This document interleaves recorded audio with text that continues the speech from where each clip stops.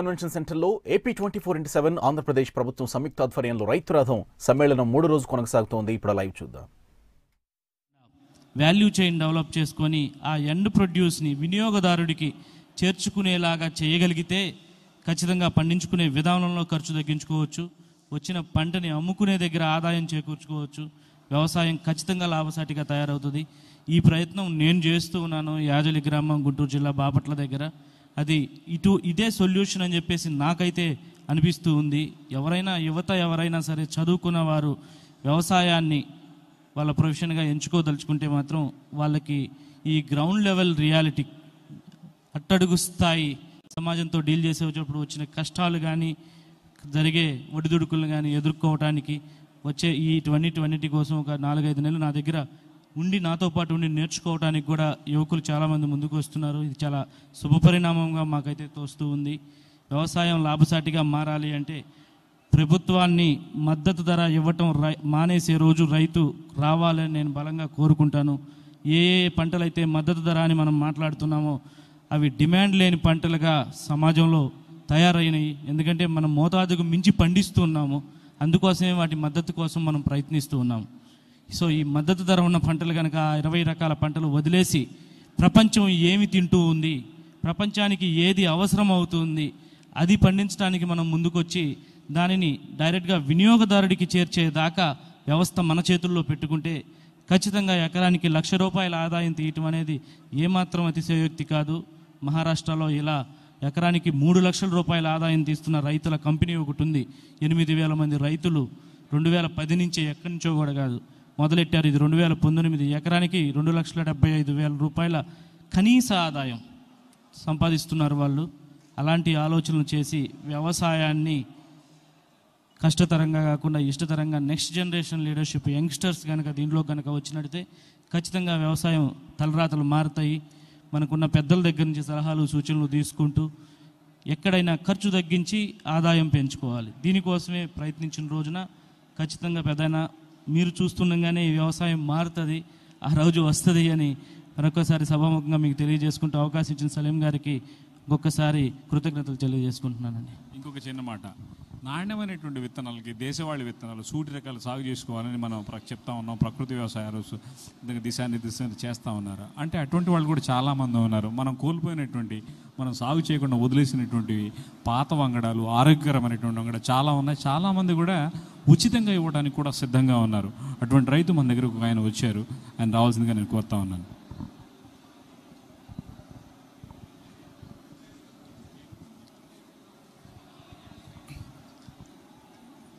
నా పేరు సాయిబాబు అండి, ఏలూరు నుంచి వచ్చాను. ఇక్కడ మూడు విధాలు ఉందండి.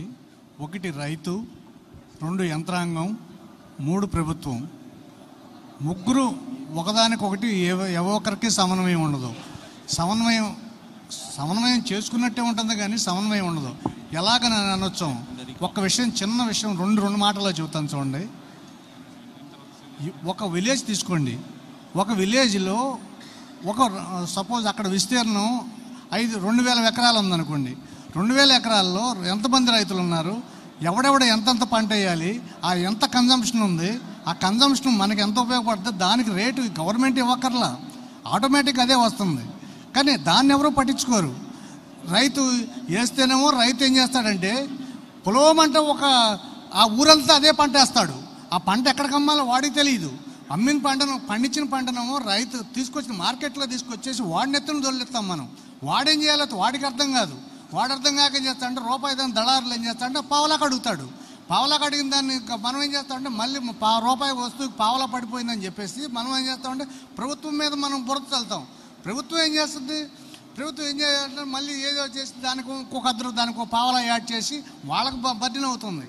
ఈ సమన్వయం అనేది ఏం చేయాలంటే ఎప్పుడైనా సరే ఒక విలేజ్ తీసుకుంటే ఆ విలేజ్లో 2,000 ఎకరాల్లో 2,000 ఎకరాలు ఉంటే 2,000 ఎకరాల్లో 200 ఎకరం పలానా పంట వేయాలి, 200 ఎకరం పలానా పంట వేయాలి.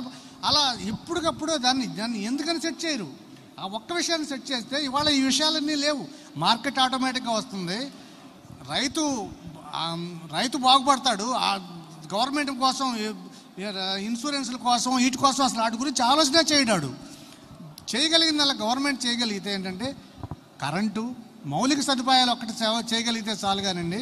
మార్కెట్ మాత్రం ప్రభుత్వం చేయలేకపోయినా వ్యవసాయంలో ఎవరెవరు ఎంతంత వ్యవసాయం చేయాలి, ఈ ఏరియాకి ఎంత వ్యవసాయం అవసరం అవుతుంది, ఈ ఏరియాకి మిరప పంట ఎంత అవసరం అవుతుంది, ప్యాడీ ఎంత అవసరం అవుతుంది, పొగాకు ఎంత అవసరం అవుతుంది, మొక్కజొన్న ఎంత అవసరం అవుతుంది, వాళ్ళకి కంపల్సరీగా ఇదిగో మీ ఏరియాలో మీరు 200 ఎకరమే వేయండి, ఈ 300 ఎకరమే వేయండి అని ముందే సెట్ చేయాలి. ఇంకో విషయం ఏంటంటే దేని రేటు, సపోజు మొక్కజొన్న ఉందనుకోండి, మొక్కజొన్న ఈ సంవత్సరం ఆఖరిలో 1500 క్వింటాల్ 1500 ఉంటుంది, లేదా 1400 ఉంటుంది. ఈ రేట్ అనేది ముందే చెప్పేయండి.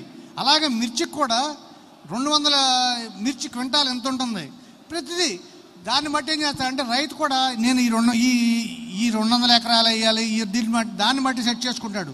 ఇంకోటి కూడా చేయాలి, రెస్ట్రిక్షన్స్ కూడా ప్రొవైడ్ చేయాలి, ఇంప్లిమెంట్ చేయాలి.